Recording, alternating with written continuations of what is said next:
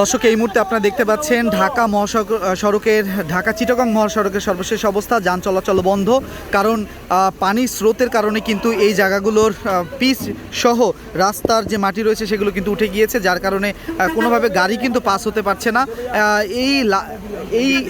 এই বিষয়গুলো লালপোল যে জায়গাটা রয়েছে সেখানকার কিন্তু এই পরিস্থিতি। তবে ছোট একটু জায়গা থাকার কারণে একটি গাড়ি কিন্তু পাস হচ্ছে, সেইটি কিন্তু আমরা দেখতে পাচ্ছি। এবং আপনারাও দেখতে পাচ্ছেন যে এই যে অবস্থা, এর কারণে কিন্তু কোনো গাড়ি পাস অন না হওয়ার কারণে কিন্তু বেশ তীব্র ঢাকা চট্টগ্রাম মহাসড়কে কিন্তু তীব্র যানজট সৃষ্টি হয়েছে।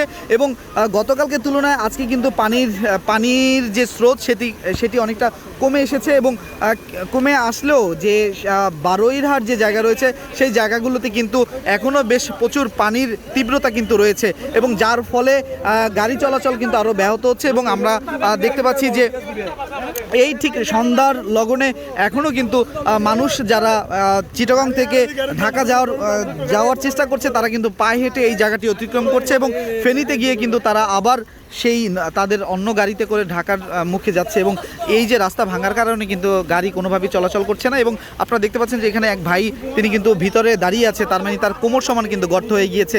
এই কারণে কিন্তু এখান থেকে কোনোভাবে গাড়ি পাস হতে পারছে না। তবে যতটুকু আছে সেখান থেকে একটা করে গাড়ি কিন্তু পাস হচ্ছে। তবে আপনারা দেখতে পাচ্ছেন যে মানুষগুলো কিন্তু তারা পায়ে হেঁটে হেঁটে যাচ্ছে।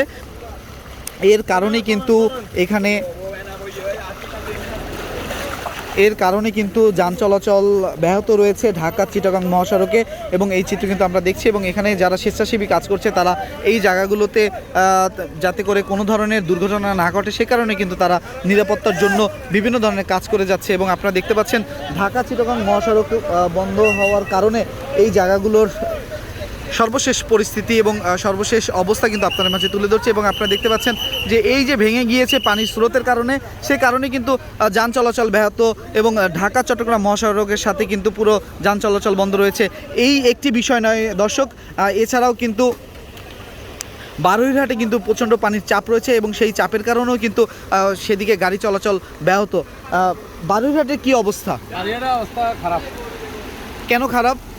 ওইদিকে মানে পানি এদিকে একটু কম, কিন্তু যানজটের অবস্থা বেশি আর কি, বেশি খারাপ, মানুষের ভোগান্তি বেশি আর কি। ওদিকে কি আপনার গাড়ি ঘোড়া চলছে? গাড়ি ঘোড়া চলছে না। মানে কেন চলছে না? পানির কারণে? জ্যাম না, পানি তো লালপুল এটার কারণে বারুইরহাট এইটা লেমুয়া, ওইদিকে আবার লেমুয়া ব্রিজের একটু সমস্যা হয়েছে ওইদিকে, এটা আর কি। এই সব কিছু মিলিয়ে যান চলাচল ব্যাহত হচ্ছে আজকে 3-4 দিন। এখানে যে অবস্থা দেখছি, এরকম কি সামনেও হয়েছে? না, সামনে আর একটু কম, ভালো আছে, এটা এখান থেকে একটু ভালো আছে ওইদিকে। তো এখানে হচ্ছে সব থেকে খারাপ অবস্থা। তবে দর্শক, এই যে পরিস্থিতি যেটা দেখছেন এখানে, আসলে সড়ক জনপথে যারা আছে তারা আসলে কখন এসে এই জায়গাটি ঠিক করবে এমন কথা কিন্তু এমন বিষয়গুলো আমরা জানি না।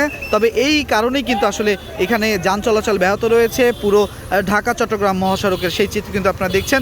এবং আপনারা দেখতে পাচ্ছেন যে মানুষ পায়ে হেঁটে, তবে এখন কিন্তু হালকা বৃষ্টি হচ্ছে, তবে এই 2 দিন ধরে বৃষ্টি না হওয়ার কারণে কিন্তু পানি অনেকটা টান নিয়েছিল।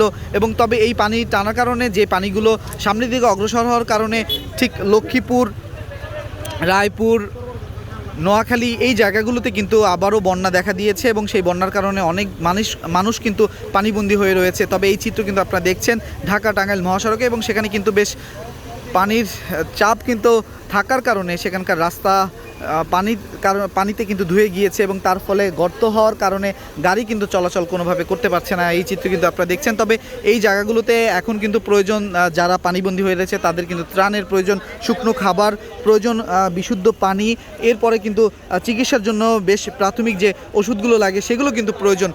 এই কথাগুলো কিন্তু বলছে এখানে যারা আছেন, যারা এই যে স্বেচ্ছাসেবী হিসেবে কাজ করছে, আমরা তাদের সাথে কথা বলে এমন তথ্য কিন্তু জানতে পেরেছি। এবং আপনারা দেখছেন এমন একটি গর্ত কিন্তু এরকম, এই সব কারণেই কিন্তু আসলে যান চলাচল ব্যাহত।